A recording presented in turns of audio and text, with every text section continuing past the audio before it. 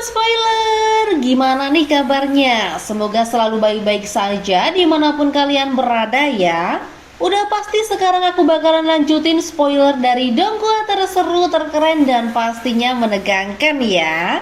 Apalagi kalau bukan Battle Trudge the Heaven.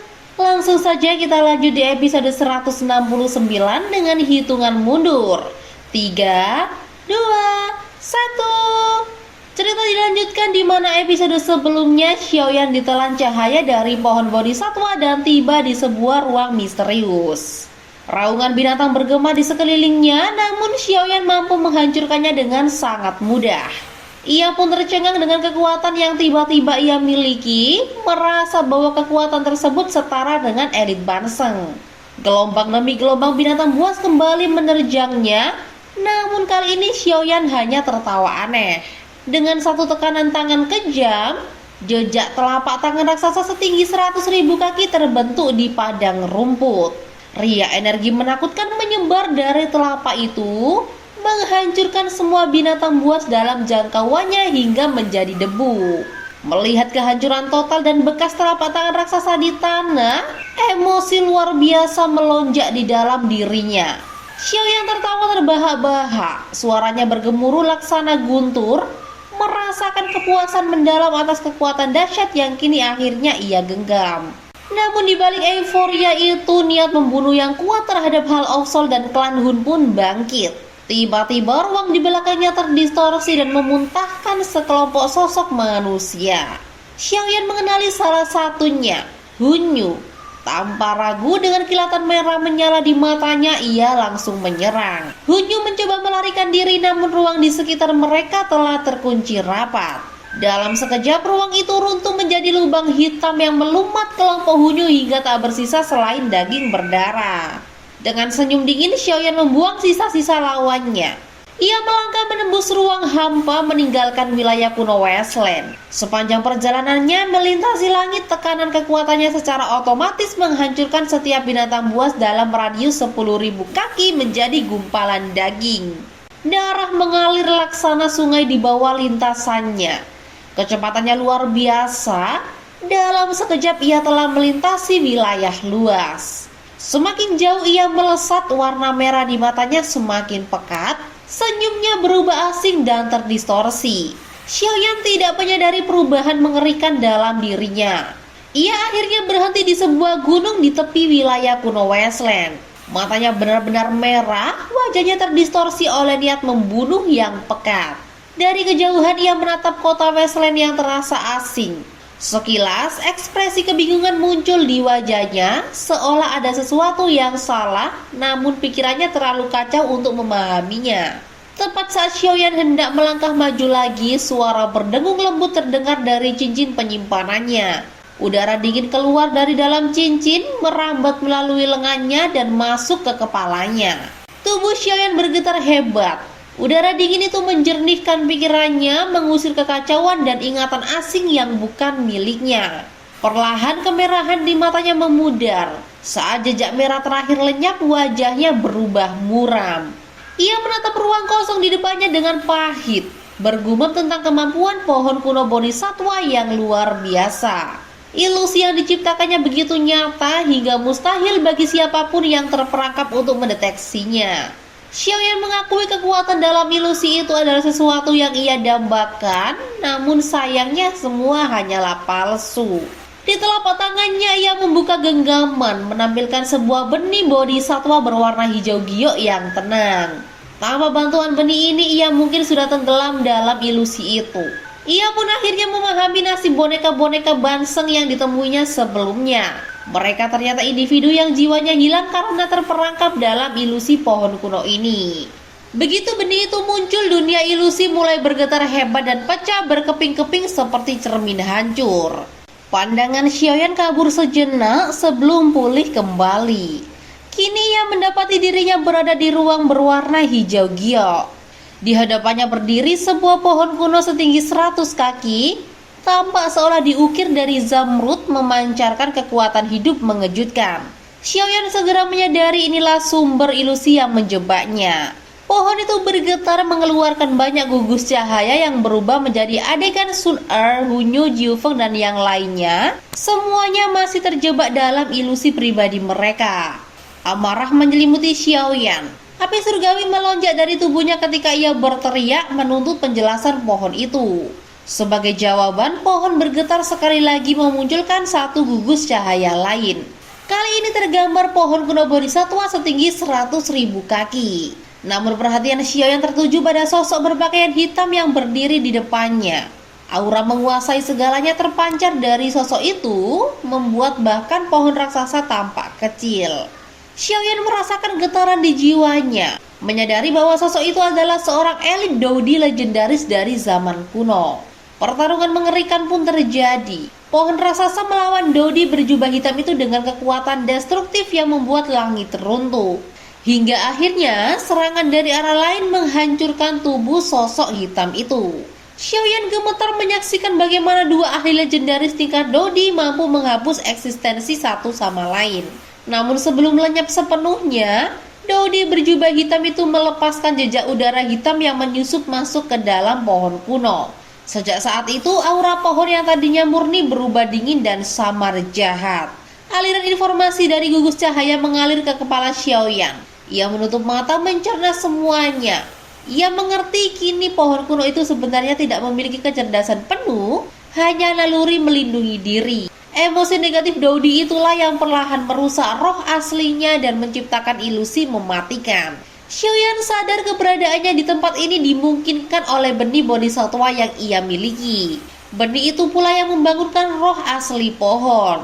Pohon kini memiliki dua roh murni dan roh jahat dari emosi negatif Dodi. Pohon itu meminta bantuan Xiaoyan untuk mengusir roh jahat tersebut. Awalnya Xiaoyan ragu, bagaimana mungkin ia, seorang Douzun, bisa melawan sisa kekuatan elit Dodi?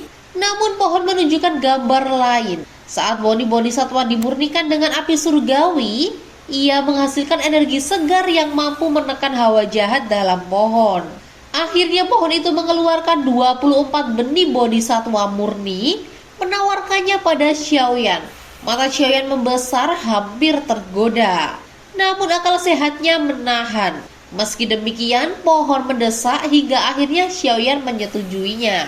Ia mengeluarkan api surgawi berwarna ungu coklat keputihan, lalu mulai memurnikan satu benih. Prosesnya berat, menguras doki dalam jumlah besar, memakan waktu hampir 1,5 jam. Namun ketika berhasil, benih itu berubah menjadi gumpalan energi zamrud yang masuk ke tubuh pohon, membuatnya bergetar, mengeluarkan uap hitam samar yang segera menghilang. Xiaoyan lega meski kelelahan. Pohon pun menurunkan sekelompok cahaya hijau, membentuk futon kuno lalu meletakkannya di sana. Saat tubuhnya menyentuh futon, gelombang energi murni melonjak, memulihkan kekuatannya bahkan menambah kepadatan doki di tubuhnya. Xiaoyan pun semakin yakin pohon ini adalah sumber doki tak terbatas, bahkan mampu memperluas kapasitas penyimpanannya. Termotivasi oleh manfaat besar itu, ia melanjutkan pemurnian benih tanpa ragu. Satu demi satu benih berubah menjadi aliran udara segar yang masuk ke pohon, mengusir uap hitam sedikit demi sedikit. Waktu di ruang hijau itu seolah tak lagi memiliki makna. Xiaoyan hanya ingat bagaimana ia berulang kali menguras doki lalu dipulihkan oleh pohon. Puluhan benih lenyap hingga akhirnya uap hitam terakhir keluar dan menghilang. Pohon kuno bodhisattva pun berdengung memancarkan cahaya hijau zamrud menyilaukan. Kini hawa dingin jahat telah lenyap digantikan aura suci dan damai ilahi. Kekuatan hidup di sekitarnya begitu padat membuat Xiaoyan merasa seperti sedang berdiri di hadapan salah satu rahasia surgawi terbesar dunia kuno. Sebuah cabang pohon dengan lembut menyentuh kepala Xiaoyan menyampaikan emosi penuh kegembiraan. Xiaoyan tersenyum tipis sebelum akhirnya menepuk cabang pohon itu. Namun kelelahan luar biasa dari jiwanya akibat penyempurnaan tanpa henti akhirnya muncul ke permukaan. Meskipun doki Xiaoyan terus dipulihkan oleh pohon, kelelahan jiwa bukanlah sesuatu yang bisa hilang begitu saja. Ia pun menutup mata dan jatuh tertidur lelap.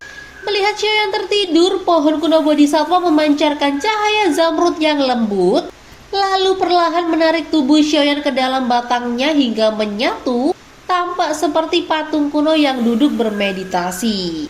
Segera setelah itu, pohon kuno mengayunkan cabangnya, membuka robekan spasial dan mengeluarkan banyak sosok yang tampak kelelahan. Mereka adalah kelompok yang masuk bersama Xiaoyan, termasuk Sun Er dan yang lainnya. Semua orang terkejut saat muncul di tempat aneh itu.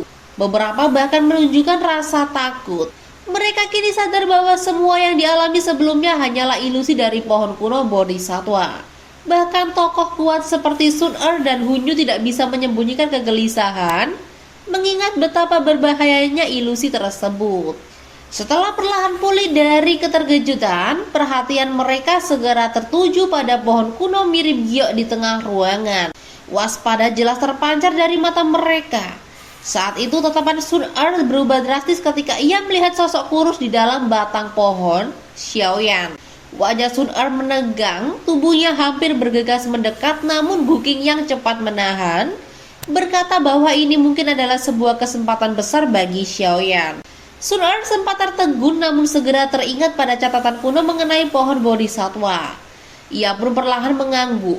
Berdasarkan catatan, pohon kuno itu memiliki 3 harta: jantung Bodhisattva, benih Bodhisattva, dan yang ketiga kesempatan untuk memahami hakikat dunia melalui meditasi di bawah pohon. Harta terakhir ini samar, namun dikabarkan mampu membuat seseorang mengalami ratusan reinkarnasi, sebuah jalan legendaris yang dapat menuntun seseorang menuju tingkat Dodi. Tak heran banyak ahli tergila-gila padanya. Sementara itu di sisi lain tatapan iri mulai muncul di mata orang-orang. Jiu Feng menunjukkan ekspresi suram penuh cemburu, sementara senyum Hunyu perlahan memudar. Jari-jarinya saling bergesekan, pertanda emosi tidak tenang yang ia sembunyikan. Hunyu menyesal tidak membawa lebih banyak ahli klan Hun sejak awal untuk menghadapi Xiaoyan. Namun ia juga menyadari bahwa ruang ini adalah dunia ciptaan tersendiri yang menyegel kemampuan memanggil bantuan dari luar. Pandangan Hunyu dan Jiu Feng bertemu membentuk kesepakatan diam-diam. Keduanya tiba-tiba bergerak cepat menuju pohon kuno Bodhisattva, mengerahkan dogi mereka untuk menyerang Xiaoyan, berniat membangunkannya secara paksa dari meditasinya. Sun Er segera menyadari niat mereka. Ekspresinya berubah drastis. Ia segera melancarkan segel tangan emas ke arah keduanya. Namun Hunyu dan Jiu Feng sama sekali tidak peduli, tetap memfokuskan serangan mereka ke arah pohon. Pada akhirnya serangan ganas keduanya mendarat di batang pohon. Namun sebelum rasa puas sempat muncul di wajah mereka, sebuah kekuatan pembalasan yang sangat menakutkan melonjak keluar. Dalam sekejap pertahanan mereka hancur. Hunyu dan Jiu Feng terlempar ke belakang memuntahkan darah segar. Semua orang terperanjat menyaksikan dua tokoh kuat itu dikalahkan seketika.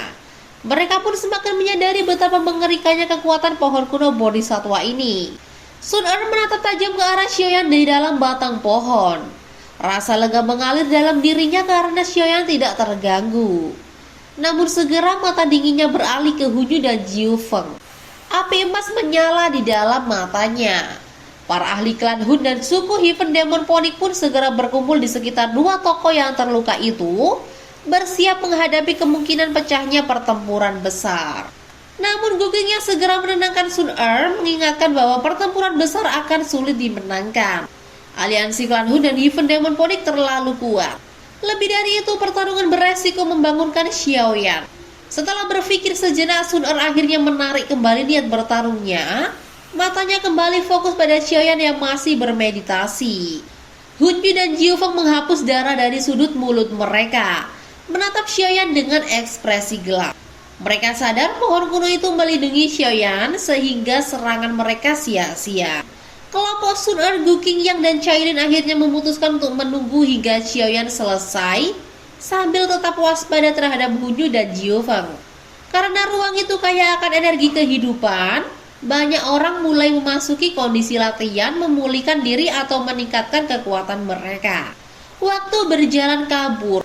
Sebulan penuh telah berlalu tanpa tanda-tanda aktivitas dari pohon.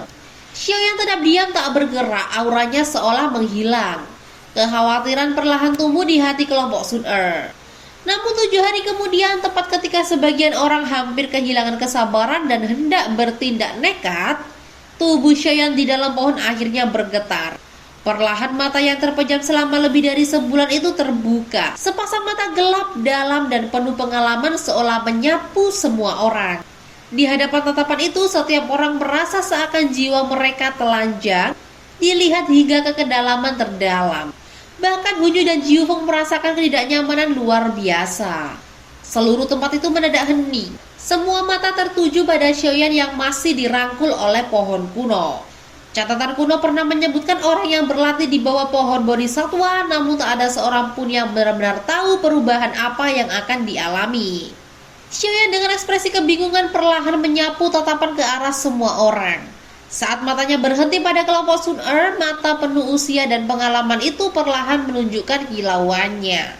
Ia membuka mulut, suara serak dan tua merambat keluar dari batang pohon. Nada itu begitu berbeda dari suara Xiaoyan biasanya, membuat ekspresi semua orang berubah drastis. Seolah-olah roh kuno berbicara melalui dirinya. Namun tak lama kemudian ekspresi tua dan berpengalaman itu perlahan ditarik ke dalam jiwa Xiaoyan, lenyap tak berbekas. Xiaoyan mengangkat kepalanya, menghembuskan seteguk uap hijau zamrud. Perlahan ia berdiri, tubuhnya seolah cairan yang menyelinap keluar dari batang pohon, hingga akhirnya ia melangkah maju di hadapan semua orang. Riak terbentuk di permukaan pohon saat tubuhnya lepas darinya. Xiaoyan meregangkan pinggangnya seolah bangun dari tidur panjang. Sesaat kemudian tawa jernihnya menggema membuat kelompok Sun Er akhirnya menghela nafas lega. Tawa itu menandakan satu hal, Xiaoyan yang mereka kenal telah kembali. Nah, sampai sini dulu ya guys.